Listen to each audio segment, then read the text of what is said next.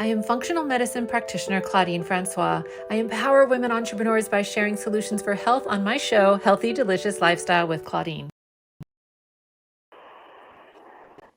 Hello, and thank you for being here on Healthy Delicious Lifestyle with Claudine. If you are here to learn how to thrive without alcohol, tips from addiction survivor Samantha Lander, you are in the right place. Now, many of you know that I'm a functional medicine practitioner, and if you are a driven woman seeking to reclaim boundless energy and radiant health, I invite you to book a free call with me. Let's uncover the mysteries of your health and create a personalized plan for your journey to vitality. You can visit the link below to schedule your free call and start thriving today. Okay, let's get to today's show. Today's guest is functional diagnostic nutrition practitioner Samantha Lander. Samantha Lander is a St. Louis-based single mom in the Over 40 Club, practicing functional diagnostic nutrition and personal training. And check this out, she also DJs on the side while creating relatable, informative Instagram content. If you weren't following her before this show, you definitely want to check it out because she gives some great information on her Instagram. She uses social media to help educate people in a fun and engaging way through her own personal journey of divorce, prison, hormone imbalance, infertility, drug addiction, and shares her story of trauma and how she turned it into a beautiful life with her son and sobriety. Let us bring her up. Samantha, welcome to the show. Hello. That was such a great intro. Thank you so much for being here. I'm so excited to have you.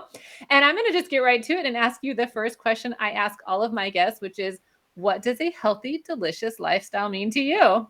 Okay, don't laugh. But when I think of that, I think of if my life should be so good to the point that it should be like a really healthy meal. So I would be willing to eat it, So if all the things in your lifestyle are super healthy, all the spokes on the wheel are super healthy, you're willing to just take it all in, trying to get that balance. It's hard. It's a game. It is a game. I love that you mentioned that because I think a lot of people expect us as functional medicine practitioners, I can't say it apparently, but they expect us to lead this perfect life and we think it's so easy, right? Nope. So good. I love that. And I really want to get to your first tip, which is find ways to unwind to support your body. And the reason we're talking about this is because we're talking about alcohol. And you've mentioned that there's the whole mommy wine culture. A lot of women use alcohol to unwind.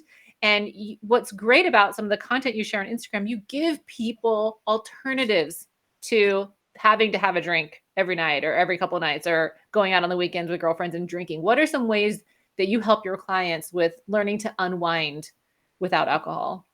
So for my clients, first we try to take the food reward out of it and the alcohol reward out of it. So that's just what we go to, right? Oh, I get a cupcake because I was good all week, or I got this job. Let's go out and celebrate and drink and eat crap. And so when you start to refocus like your reward system on healthier activities and the things that you do with your friends, and start removing the people that are like toxic and are going to bring you down on your healthy journey, you'll start to see a major shift in like how your lifestyle goes and how you feel. So yoga, hot yoga, meditation, you got to find what makes you tick. Doing ice plunges, doing infrared sauna, going to the movies, going to a concert. If it's hard for you to go to a concert and not drink, maybe set yourself up for success. Let your friends know that you're not drinking. It's funny how everybody can do it in dry January. Nobody judges you at all. But then like if you're doing it in March, you're an alien. So, just say, I even tell people like, just say you're on antibiotics or something, whatever you got to do to protect your sobriety and your health. That it's not, you do what you got to do until you feel like you're comfortable enough to be like, listen, I'm not drinking. However, it's trending. It's trending. It's kind of like the new thing. So it's so good. And I love this book that you mentioned, Daily Vagus Nerve Exercises. What did you like about this with regards to the tip of helping support your body? So I think it's really important. A lot of us are suffering from constipation and bowel issues and stomach issues. So vagus nerve sort of is this like nerve that runs all the way down through your body, and it sort of controls like your digestive. It controls a lot, but it sends signals up to your brain from your gut. And one of the big things is digestion. So if we are not properly going to the bathroom, our vagus nerve is probably having a little bit of issues. So I think it's just cool, some at-home tips where you can like gargle and hum and get that vagus nerve going. Awesome. That's so Yeah. good. And this next tip where you say, pay attention to your body's response to alcohol so you can choose wisely. I absolutely love your message on this. Tell my listeners, who are mostly women, what they do not know about alcohol, how alcohol is impacting their body. Oh my God, it's horrific. That one drink. So I know a lot of women are, especially if they're listening to your podcast, are doing all the right things probably, or have tried it or tried all the diets and not really had any sustainable results. And so it's sort of like you're running head against the wall and not getting, anything out of it. And you get frustrated and then you drink. And having that one drink a week can actually wreak havoc on your hormones, cause you to be super estrogen dominant, which will cause basically the inability to gain weight. And you're going to have PMS, 3 weeks out of the month.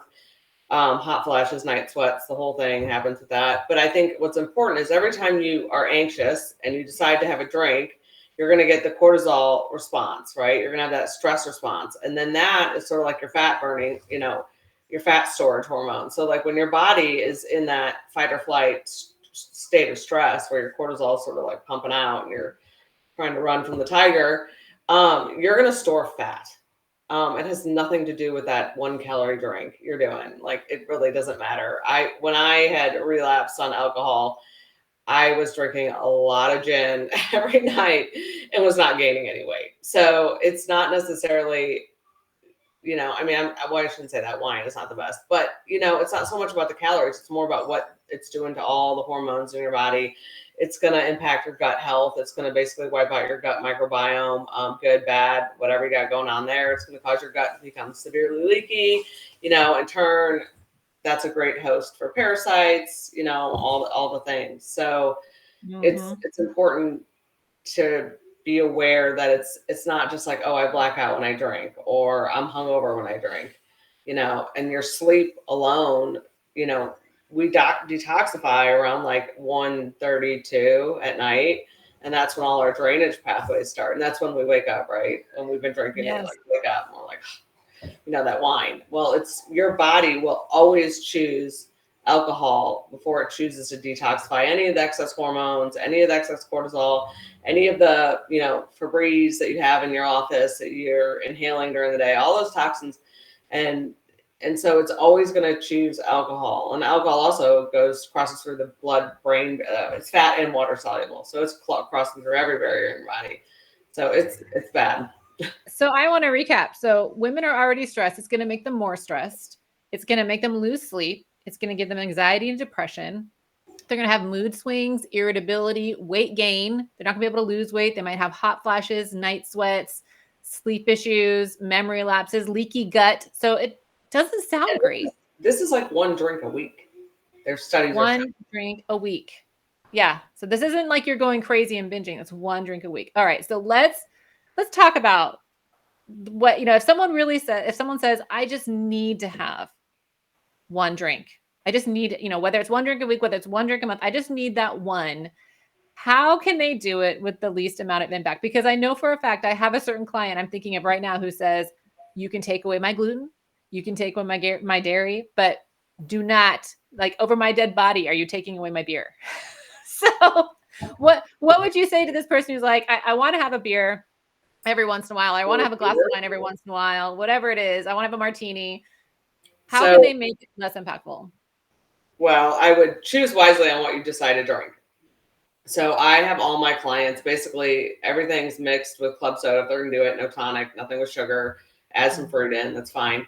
But what I recommend to most of my clients is like a vodka derived from potatoes or derived from grapes. So it's super clean. Do not have Tito's, which is gluten-free, but it's all corn. Because corn is one of the top food sensitivities that you're going to see on every lab that you can run. Almost everybody has a reactivity to it. And then the other option is wheat. Or gin is lindenberry. The next would be tequila, and that's agave, but you're also going to have like that blood sugar response. So especially if you have like PCOS or any, blood sugar issues, diabetic, that one's probably not the best. Wine and beer are definitely like for my clients, they're a hard no, and they don't usually complain. There is the cleaner wines with less sulfates, less mold, which is recommended if you're going to do it. But, and then, before bed, I always say take some activated charcoal before you go out. It's just going to help absorb some of it. Unless you're looking to just get plowed. So I don't know what your goal is. My goal. Just numb. But, always eat first. Make sure you have food in your stomach before you eat so you can help, so it just doesn't hit you so hard and you don't have that blood sugar response and just doesn't tear apart your gut as much. And then, I always say mix it with electrolytes. Like get Redmond's electrolytes. They have great electrolyte powder. Find one that's super clean. LMNT, I think, is pretty clean. And put that into your drink and flavor it that way. Club soda, potato vodka, and put that in there so you're getting electrolytes because it dehydrates you on top of it. You're going to be lacking potassium, all the good things, sodium. So that's important. And then before bed, I would take some activated charcoal for sure. And then in the morning, a lot of like an adrenal cocktail. So a lot of vitamin C and electrolytes in the morning, and then protein with a lot of fat. The fast food thing, like go eat McDonald's, and my hangovers, like it's just eat fat. Right. At McDonald's, like I know that's a great excuse, but like just eat, have a bunch of bacon or something. It'll be a lot better. Those are such great tips. And for anyone who's watching, you want to join my free Facebook group, I'm putting the link below. We do all kinds of trainings, hot seat lab reviews, a lot of support. So get in there with us. We'd love to have you.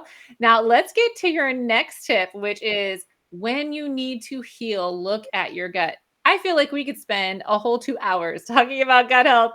So I know there's so much here. But when it comes to healing your gut, like what are some things that you have clients do that maybe are easy-ish if they're not going to do the whole testing, right? If you're saying to someone that you just meet on the street, like, what can you do? What are some things I can do to help my gut? Which I know I've torn apart from stress and alcohol. You're telling an FDN no testing. Right. Okay. Well, I'm going to say I would recommend finding a good practitioner, one of us, whatever, and then test your gut, do a full GI panel, make sure there's no underlying infections. Sorry, that is just what I would say. However, let's say you don't do that. Taking out whatever the top, food sensitivities are out of your diet. So I don't really promote diets, but like the Whole30 is great because it takes out soy, corn, wheat, dairy, sugar, all those top ones. So you're getting a good chunk of things that you're probably having issues with. And then, for healing the gut, L-glutamine is wonderful, but if you have SIBO, it can cause it to flourish. So that's something you probably want to make sure you don't have. Collagen is great. Colostrum is wonderful for the gut. There's a lot of great supplements you can do. Bone broth is an easy one you can make at home. It's great for the gut. Aloe vera juice is good. Or anything with aloe is wonderful. Just make sure you don't do too much. You might go to the bathroom a lot. I did make that mistake the first time I started aloe vera juice. I was like, oh, hey. Those are so many good ones. Thank you. And yes, of course, we would advocate testing because if you don't know what's going on in your gut, it's going to be really hard to heal from it. But those are some wonderful things people can start doing right now. And I'd love for you to tell us about this amethyst mat that you had recommended. What is an amethyst mat? What does it do? Why do you recommend it? I love this. So I am a single mom and I'm busy AF. So I'm always trying to find like little hacks that I can do. So it doesn't take up time. So I sleep on this. So I sleep with a castor oil pack on. I sleep on this. I have an acupuncture thing. It's like my bed is not that sexy. I mean, maybe that. So I have this biomat and it helps with detoxification, inflammation. Some of them are like grounding pads on top of it, but it's really, really great for the body. It's warm. I just put it on for like 2 hours. And then when I wake up, I kick it off my bed. And I love it. So that's amazing. And so many of us have inflammation and need to detox. So that's a great way to do it. That was awesome. So Oh my gosh, Sam, this has been amazing. I am so thankful that you came on our show to share all this wisdom. And people, this is the tip of the iceberg. So, Sam, where can people find you if they want to learn more, if they want to hear more of your goodness? Oh my goodness. Your goodness. My goodness. It's like chicken noodle soup or something. You're good enough to eat, Sam. Right? It's gluten free, guys. No, I'm on Facebook as CFIT, so I'm SEEFIT. On Facebook is my business page. Samantha Lander. You can Google me. I've been on a ton of podcasts if you want to learn more about alcohol and how it impacts the body, or just my story of craziness. And I am on Instagram. I'm all over that bad boy. So it's CFIT Living. It's SEEFIT and then Living. Love it. So, so good. All right, I'm going to drop you in the green room. You can have a mocktail, and I'll be right there. Oh my goodness, was that not amazing? I hope you enjoyed that. I hope you got as much out of that as I did, because that was incredible. So I want to remind you, how are you creating a healthy, delicious lifestyle for you today? And until then, join me for another episode of Healthy, Delicious Lifestyle with Claudine next Monday at 9 a.m. Pacific or 11 a.m. Central, and have a healthy, delicious lifestyle. You can learn more about my services and products at ingoodcleantaste.com. Be sure to join me every week on the SWE Media Network YouTube channel and wherever you listen to podcasts.